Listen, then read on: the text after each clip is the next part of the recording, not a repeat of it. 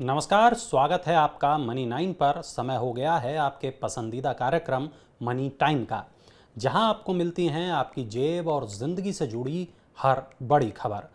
मैं हूं वरुण। चलिए शुरू करते हैं खबरों का आज का सिलसिला। और आज की पहली खबर है इनकम टैक्स से जुड़ी हुई। अगले साल आएगा सभी के लिए कॉमन आईटीआर फॉर्म। वित्त मंत्रालय ने सभी करदाताओं के लिए एक कॉमन आईटीआर फॉर्म लाने का प्रस्ताव रखा है। इस फॉर्म में डिजिटल करेंसी से होने वाली आय को भी अलग से दर्ज करना होगा। सीबीडीटी ने कहा कि ट्रस्ट और गैर लाभकारी संगठनों को छोड़कर बाकी सभी करदाता इस प्रस्तावित नए आईटीआर फॉर्म के जरिए अपने रिटर्न को जमा कर सकते हैं। वर्तमान में अलग अलग आय और समूह वाले करदाताओं के लिए 7 अलग अलग आईटीआर फॉर्म हैं। सीबीडीटी ने कहा कि आईटीआर 1 और आईटीआर 4 आगे भी बने रहेंगे, लेकिन व्यक्तिगत करदाताओं के पास इस कॉमन आईटीआर फॉर्म के माध्यम से भी रिटर्न जमा करने का विकल्प होगा। आरबीआई के रेपो रेट बढ़ाने से पहले बैंकों ने कर्ज किया महंगा। आईसीआईसीआई बैंक और इंडियन बैंक ने अपनी बेंचमार्क उधारी दर में 0.35% तक की बढ़ोतरी कर दी है, जिससे उपभोक्ताओं के लिए बैंक से कर्ज लेना अब महंगा हो जाएगा। निजी क्षेत्र के आईसीआईसीआई बैंक ने विभिन्न अवधि के लिए एमसीएलआर को 1 नवंबर से 0.20% बढ़ा दिया है। एक साल की एमसीएलआर अब 8.30% होगी। सरकारी बैंक इंडियन बैंक ने भी एक साल वाली एमसीएलआर को बढ़ाकर 8.10% कर दिया है। 5G सर्विस शुरू होने का इंतजार कर रहे लोगों के लिए अच्छी खबर है। 5G enabled Apple iPhone users अगले हफ्ते से अपने हैंडसेट पर 5G सर्विस का अनुभव उठा सकेंगे। एयरटेल और जियो के जिन ग्राहकों ने iOS 16 बीटा सॉफ्टवेयर अपडेट कर लिया है, वो एप्पल बीटा सॉफ्टवेयर प्रोग्राम के तहत 5G सर्विस का उपयोग कर सकते हैं और कंपनी को अपना फीडबैक दे सकते हैं। फाइनल अपडेट सॉफ्टवेयर दिसंबर में उपलब्ध कराया जाएगा।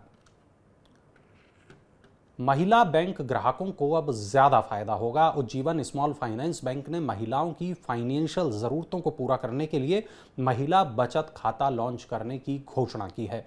इस वुमन सेविंग अकाउंट का नाम गरिमा सेविंग अकाउंट रखा गया है। खास बात यह कि महिलाओं को गरिमा सेविंग अकाउंट पर 7% की दर से ब्याज मिलेगा, जो अभी बैंकों द्वारा एफडी पर दिए जाने वाले इंटरेस्ट से ज्यादा है। इसके अलावा गरिमा सेविंग अकाउंट पर महिलाओं को कई और बेनिफिट भी मिलेंगे।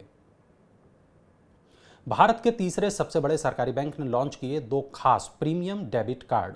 बैंक ऑफ बड़ौदा ने अपने ग्राहकों के लिए 2 नए प्रीमियम डेबिट कार्ड लॉन्च किए हैं। इनमें से एक कार्ड बीओबी वर्ल्ड ऑपुलेंस है और दूसरा premium debit card BOB world sphere है। दोनों नए प्रीमियम डेबिट कार्ड बैंक के हाई नेटवर्थ इंडिविजुअल ग्राहकों को ध्यान में रखकर बनाए गए हैं। इन कार्ड पर पावरफुल रिवार्ड मुहैया कराए जाएंगे। प्रीमियम कार्ड पर मेल और फीमेल यूजर्स के लिए अलग अलग ऑफर दिए गए हैं। बैंक ऑफ बड़ौदा के मौजूदा ग्राहक किसी भी ब्रांच में जाकर प्रीमियम डेबिट कार्ड के लिए अप्लाई कर सकते हैं। बुलेटिन की अगली खबर की तरफ बढ़ते हैं और जो जुड़ी हुई है डिजिटल करेंसी से। आप भी क्या डिजिटल करेंसी का इंतजार कर रहे हैं? तो मान लीजिए कि ये खबर आपके लिए ही है। आरबीआई के गवर्नर शक्तिकांत दास ने बुधवार को एक बड़ा ऐलान किया है। उन्होंने कहा कि आम ग्राहकों के लिए ई रुपये में लेन देन की सुविधा इसी महीने से शुरू कर दी जाएगी। फिलहाल डिजिटल करेंसी का पायलट प्रोजेक्ट के तहत ट्रायल चल रहा है और अभी इसमें 9 बैंक शामिल हैं। अभी इसे बैंकों के लिए जारी किया गया है, लेकिन जल्द ही रिटेल ग्राहक भी डिजिटल रुपये का इस्तेमाल कर सकेंगे। ट्रायल के पहले दिन बैंकों ने सरकारी प्रतिभूतियों के लेन देन में 275 करोड़ रुपए का जो भुगतान है वो डिजिटल रुपये में किया है। इलेक्ट्रिक वाहन खरीदने की योजना बना रहे लोगों के लिए एक अच्छी खबर है। केंद्रीय सड़क परिवहन और राजमार्ग मंत्री नितिन गडकरी ने कहा कि ईवी अगले साल पेट्रोल कारों की तरह सस्ते हो जाएंगे। भारतीय बाजार में अब इलेक्ट्रिक व्हीकल यानी कि ईवी न केवल लोगों का ध्यान अपनी तरफ खींच रहे हैं, बल्कि इनकी बिक्री के आंकड़ों में भी रिकॉर्ड ग्रोथ देखने को मिल रही है। भारत में बीते महीने यानी अक्टूबर में इलेक्ट्रिक 2 व्हीलर की बिक्री में जबरदस्त इजाफा हुआ है। इलेक्ट्रिक व्हीकल्स की संख्या 800% की, इसमें जो बिक्री है उसमें भारी वृद्धि 800% की दर्ज की गई है।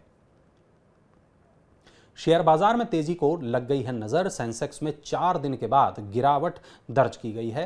ग्लोबल बाजारों के मिले जुले रुख के बीच घरेलू शेयर बाजारों में बुधवार को गिरावट रही। बीएसई सेंसेक्स 215 अंक गिरकर 60,906 अंक पर बंद हुआ।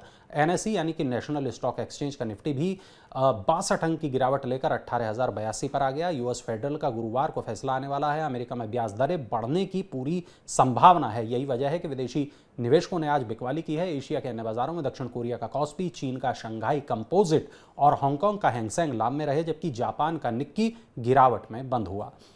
बुलेटिन की अब जो 9वीं खबर है वो जुड़ी हुई है पेट्रोल से।